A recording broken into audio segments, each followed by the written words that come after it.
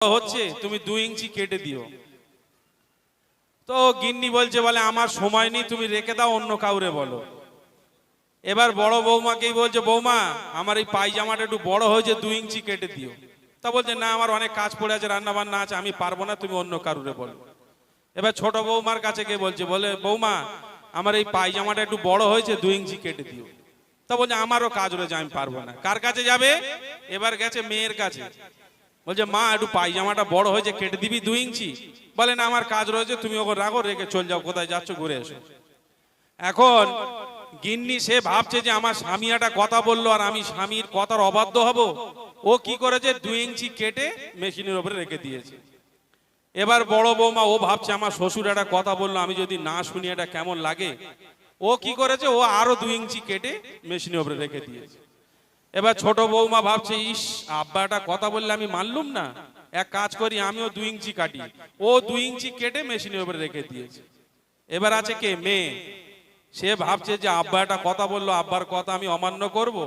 ও 2 ইঞ্চি কেটে মেশিনের উপরে রেখে দিয়েছে। আচ্ছা ফুল প্যান্ট থাকবে না হাফ প্যান্ট হবে?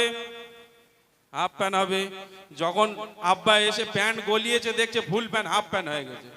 তো গজল একটু মন দিয়ে শুনুন, যেন ওই ফুল প্যান্ট হাফ প্যান্ট না হয়ে যায়। একটু মন দিয়ে শুনে বুঝে বাড়ি যান।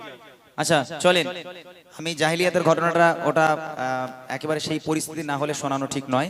এখানে সেই মজলিস আমি দেখতে পাচ্ছি না। চলেন একটা গজল আপনাদেরকে শোনাই, চোখটা বন্ধ করে শোনেন, যদি গজলটা ভালো লাগে, যদি আপনারা মন দিয়ে শোনেন, এরপর জাহিলিয়াতের ঘটনা শোনাবো। এক ফোঁটা হলে চোখ থেকে পানি পড়বে। দেখেন আমরা সকলে জানি যে হযরতে বিলাল রাদিয়াল্লাহু তাআলা আনহু তিনি নবী পাকের মসজিদের মুয়াজ্জিন ছিলেন। আহা, যে বিলাল আযান না হাঁকলে সকাল হতো না। একদিন হঠাৎ করে মসজিদ কমিটিরা মিলে তারা ঠিক করলো যে হযরতে বিলালকে মুয়াজ্জিন থেকে বাদ দেওয়া হবে। কেন? হযরতে বিলাল ছিল কালো, হযরতে বিলাল ছিল তোতলা, বিলালের কণ্ঠ ভালো ছিল না। ওই জন্য মসজিদ কমিটিরা বিলালকে বাদ দিল, দিয়ে একটা কারি সাহেব যার কণ্ঠ খুব সুন্দর সেরকম একটা মুয়াজ্জিন রাখা হলো। সে আজান দেবে, ভালো করে শুনবেন আজানের কত মর্ম, আজান কি জিনিস। যখন মুয়াজ্জিনরা আজান দেয় আমরা অবহেলা করি, এই আজানকে নিয়ে কবি কত সুন্দর কথা বলছে, খুব মনোযোগ দিয়ে শুনবেন। ভেসে আসে মিনার হতে মধুর আযান, যে আযানে মুগ্ধ ছিল স্বয়ং রহমান। ভেসে আসে মিনার হতে মধুর আযান, যে আযানে মুগ্ধ ছিল স্বয়ং রহমান। ভেসে আসে মিনার হতে মধুর আযান, যে আযানে মুগ্ধ ছিল স্বয়ং রহমান। যার সুর ছিল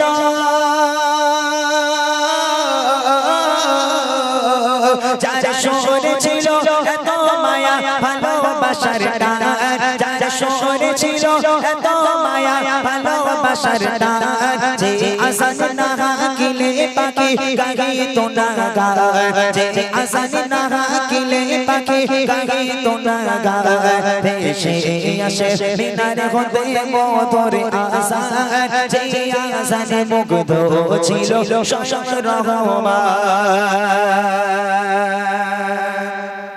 এই বেলাল, তোমার কণ্ঠ আমাদের ভালো লাগে না, তোমার কণ্ঠ ভালো নয়, তুমি তো তোতলা।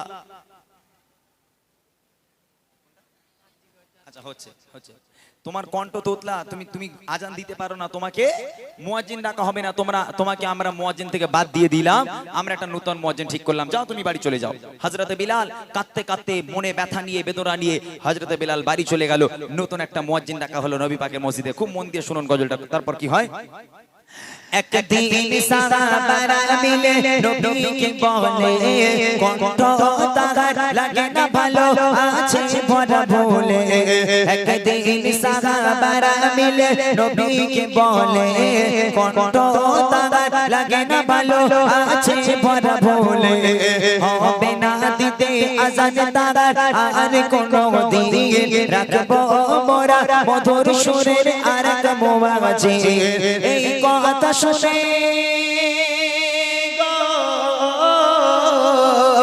এই কথা শুনে কেঁদে কেঁদে বিলাল পেরেশান, এই কথা শুনে কেঁদে কেঁদে বিলাল পেরেশান। লাগে না কেন ভালো আমার কণ্ঠে আহ্বান ডাকে না কেন ভালো আমার কণ্ঠের আহ্বান ভেসে আসে মিনারে হতে মধুর আজান যে আজানে মুগ্ধ ছিল স্বয়ং রহমান। এইবারে দেখেন গজল কারে শোনাচ্ছে আমি নিজেও জানি না, তারপরে শোনাচ্ছি। তারপর দেখেন হযরতে বিলাল বাড়ি চলে গেল, এদিকে নূতন মুয়াজ্জিন যে সেটেল হলো প্রথম আজান দেবে, ফজরের সময় হয়ে গেল, নূতন মুয়াজ্জিন মসজিদে এসে হাজির। মসজিদে আসার পর ফজরের সময় হয়ে গেল, ওই সময় নূতন মুয়াজ্জিন মেম্বারে উঠে দাঁড়ালো। মেম্বারে দাঁড়িয়ে বিলাল বাড়ি বসে বসে কাঁদে, আর নূতন মুয়াজ্জিন মেম্বারে উঠে আজান হাঁকছে, আসসালাতু খায়রুম মিনান নাওম। আজান হয়ে গেল, সকাল হয় না। আজান হয়ে গেল, সকাল হয় না। তখন নূতন মুয়াজ্জিন ভাবছে হয়তো আমি নূতন, আজকে প্রথম আজান দিচ্ছি, হয়তো সময়ের একটু গন্ডগোল হয়েছে। তা কি করলো, কিছুক্ষণ পরে আবার মেম্বারে দাঁড়িয়েছে, আবার মেম্বারে দাঁড়িয়ে আবার একবার আজান হেঁকেছে, আসসালাতু খায়রুম মিনান নাওম। দুবার আজান হয়ে গেল, সকাল হয় না। তখন নূতন মুয়াজ্জিন পেরেশানিতে পড়ে গেল যে বেলালে একবার আজান দিলে সঙ্গে সঙ্গে সকাল হয়ে যায়, আর আমি দুবার আজান দিলাম এখনো সকাল হয় না। ওই সময় সাহাবায়ে কিরামগণ সবাই মসজিদে এসে হাজির। এই কি হয়েছে মুয়াজ্জিন, কি হলো? বলে দেখো ভাই, দুবার আজান হয়ে গেল, সকাল হয় না। তখন সাহাবারা যুক্তি করে বলে এই মুয়াজ্জিন আবার ওঠো তো দেখি, আবার ওঠো। আবার একবার মিম্বারে দাঁড়িয়ে আবার আসসালাতু খায়রুম মিনান নাওম, আবার একবার আজান হেঁকে দিল, তারপরেও সকাল হয় না। তিনবার আজান হয়ে গেল নবীর মসজিদে, নবী শরীফে আজান হয়ে গেল, সকাল আর হয় না। ওই সময় জিবরিল আমিন তাড়াতাড়ি করে নবী পাক বাড়িতে ঘুমাচ্ছিলেন। জিবরিল আমিন এলো, ইয়া রাসূলুল্লাহ ইয়া হাবিবাল্লাহ, কি ব্যাপার ফজরের ওয়াক্ত হয়ে গেল, আপনার মসজিদে আজান হলো না কেন? আমার নবী পাক তাড়াতাড়ি ধরপড় করে উঠে বিবিকে জিজ্ঞেস করছে, কি গো বিবি, মসজিদে আজান হয়নি? বলে আজান হয়নি মানে আপনার যে নূতন মুয়াজ্জিন রেখেছেন ভুল করে তিনবার আজান দিয়েছে। আজান হয়নি মানে তিনবার আজান হয়েছে। তখন জিবরিল আমিন বলছে, ইয়া রাসূলুল্লাহ ইয়া হাবিবাল্লাহ, বিলাল একবার আজান দিলে আল্লাহ পাক আরশে মুআল্লায় বসে বসে সে আজান শোনে, আপনার নূতন মুয়াজ্জিন তিনবার আজান দিয়েছে, এই আজান প্রথম আসমান পর্যন্ত পৌঁছায়নি। আহা, আমার নবী পাক চলে গেল মসজিদে দৌড়ে দৌড়ে, যে দেখতে হবে ব্যাপারটা কি। তারপর দেখেন কি হয়, এবার ফজরেতে ডাকে নূতন মুয়াজ্জিন, কাটে না আদান যেমন সকালে হতো প্রতিদিন। এবার ফজরেতে ডাকে নূতন মুয়াজ্জিন, কাটে না আদান যেমন সকালে হতো প্রতিদিন। তিনবার মেম্বারে উঠে আজান হেঁকে যায়, তারপরও কেন কাটে না রাত, সকালে নাহি হয়। জিবরিল আমিন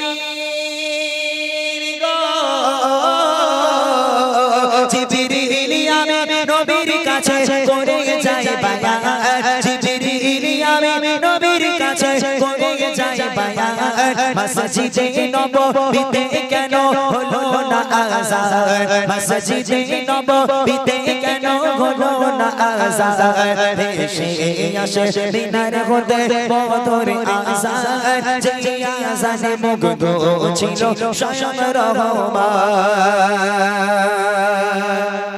আমার নবী চলে এলো মসজিদে। এই সাহাবারা কি ব্যাপার গো, কি হয়েছে, আজান হয়নি কেন? বলে ইয়া রাসূলুল্লাহ তিনবার আজান দিয়েছে, মুয়াজ্জিন সকাল হয় না। আহা, আমার নবী অবাক হয়ে গেল, হতভম্ব হয়ে গেল। আবার জিবরিল আমিন চলে এলো নবীর কাছে, ইয়া রাসূলুল্লাহ ইয়া হাবিবাল্লাহ, আল্লাহ পাক পয়গাম পাঠিয়েছে, যতক্ষণ পর্যন্ত বিলাল মেম্বারে না দাঁড়াবে সকালের আলো দুনিয়ার মানুষ দেখতে পাবে না। আপনার নূতন মুয়াজ্জিন তিনবার কেন, যদি কাল কিয়ামত পর্যন্ত একাধারে আজান দিয়ে যায়, কাল কিয়ামত পর্যন্ত আর সকাল হবে না। বিলালকে তাড়াতাড়ি করে নিয়ে আসেন, আল্লাহর আদেশ এসেছে। আমার নবী পাক বলল, এই সাহাবারা শিগগিরই যাও বিলালকে নিয়ে এসো। সাহাবারা বিলালের বাড়িতে গেল। আহা, হাফসি বিলাল সারা রাত না খেয়ে না দিয়ে নামাজের পাটিতে কাঁদতে কাঁদতে চোখের পানিতে যায় নামাজ ভিজে গেল।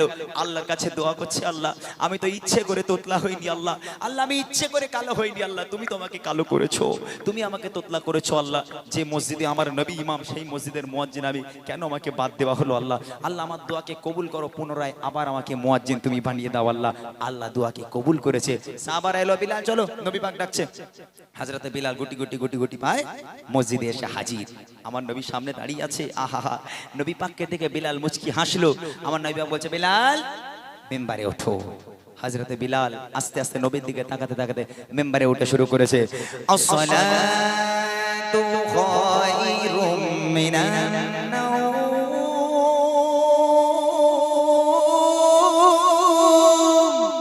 ঘুম থেকে নামাজ উত্তম। একবার আসসালাতু খায়রুম মিনান নাওম, বেলাল উঠে বলল। আবার একবার বলল আসসালাতু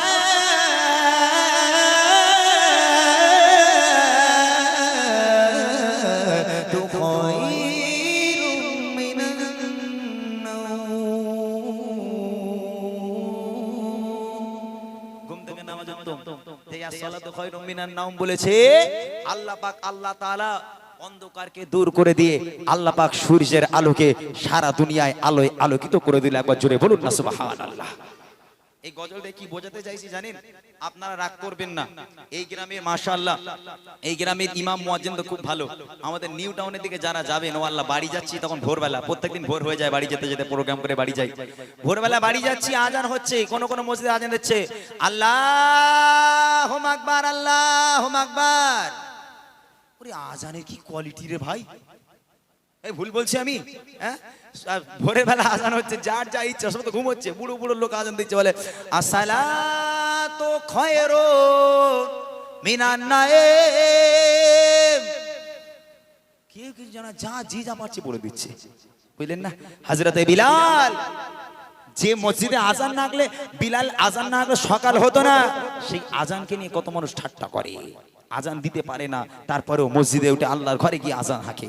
রাগ করবেন না বাপজিরা, আজান কি জিনিস পরের ছন্দে আপনাদেরকে শোনানো হবে। যারা হজ পাকে যায় হজ করার জন্য, যখন মসজিদে নববী শরীফে আজান হয়, হাজিরা থমকে দাঁড়িয়ে যায়, এক পা এগোতে পারে না।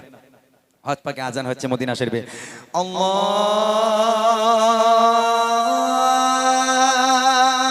আকবার, আল্লাহু আকবার।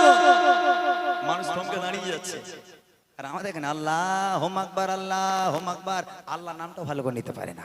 তারপর দেখেন কি হয়, হযরত বেলাল সারা রাতে একটু ঘুমায় না, ও সোফারা আরজি নিয়ে বলে রব্বানা, দয়া করে আমার দোয়া কবুল করে না, পুনরায় আবার আমায় মুয়াজ্জিন করে দাও, কবুল করে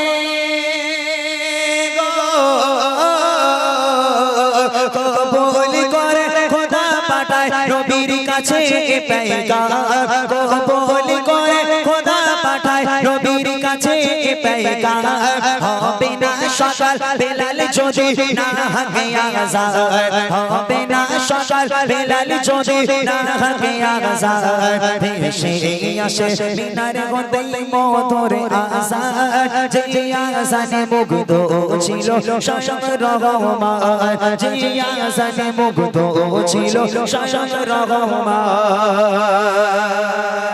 শেষ ছন্দ। এই যুবকেরা নামাজি হয় না কেন? কিসের জন্য জানেন? এই যুবকেরা, ভুল ত্রুটি মাফ করবেন, আমি যতটা বুঝলাম ততটা বলছি। ও ভাই, যদি মসজিদের আজান যদি শুনে অন্তর না কাঁপে, ভাই একজন যে ইমানদার হবে, মসজিদের আজান শুনবে, তার মন ছটফট করবে, কখন মসজিদে যাব, কখন নামাজ পড়বো। ভাই আমাদের আশেপাশে মসজিদের মুয়াজ্জিন না আজান হাঁকলে ছেলেরা এদিক মসজিদ হলে এদিক দৌড়ে পালায়, তাই না? ওই আজান বুকের মধ্যে যাচ্ছে না, তাদের স্মরণে যাচ্ছে না। আজানের কি শান, শেষ কথা কবি লিখছে দেখেন, আজান আল্লাহর প্রেমের টান নিয়ে আসবে, সেই কথা কবি লিখছে দেখেন।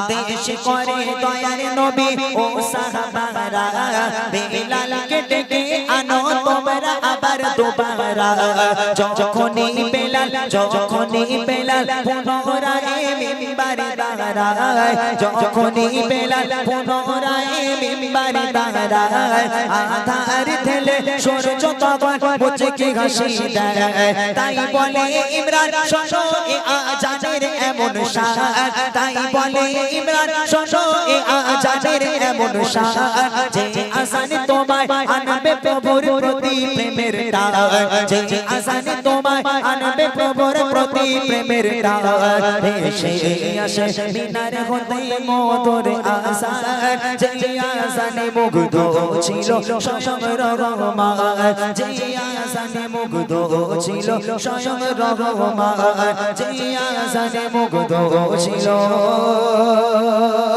স্বয়ং রহমান। বেশি ব্যাখ্যা দিয়ে বললাম না, সময় সংক্ষিপ্ত, অল্প